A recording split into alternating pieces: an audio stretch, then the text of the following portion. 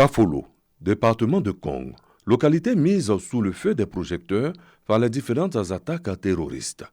Après la sécurisation de la zone, le gouvernement allait mettre en place un certain nombre de projets pour répondre aux besoins des populations gagnées par la peur et la déperdition. Des projets inscrits dans l'axe 1 du programme social du gouvernement PS-Gouv 2, consacré à la lutte contre la fragilité des zones nord. Centre de santé, poste de sécurité, collège de proximité en construction, couverture totale du réseau de téléphonie, Kafolo a changé de visage.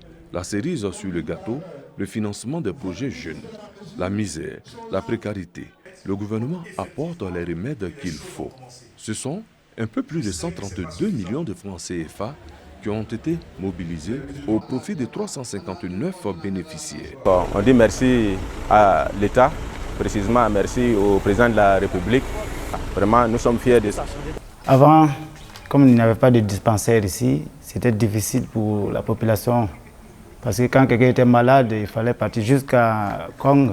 Et aujourd'hui, comme il y a le dispensaire, vraiment, la population bénéficie de la santé. 2 milliards de francs CFA mobilisés pour la période 2022-2024. Les orientations sont connues. Ce que nous avons constaté ici est encourageant. Nous avons constaté qu'il y a la sécurité.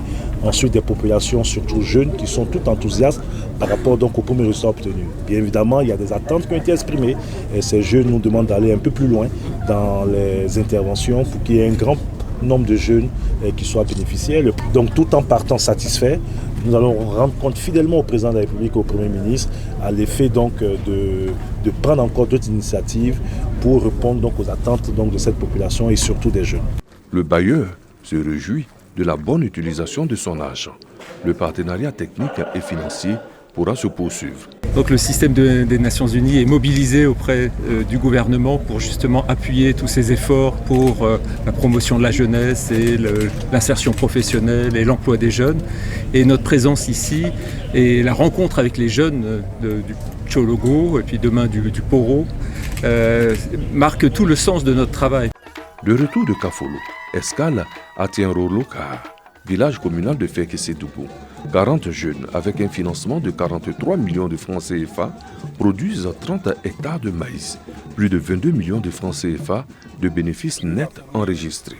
L'association Fonongo a reçu les encouragements de la délégation du ministre Mamadou Touré, qui a par la suite mis le cap sur la région de la Bagoué.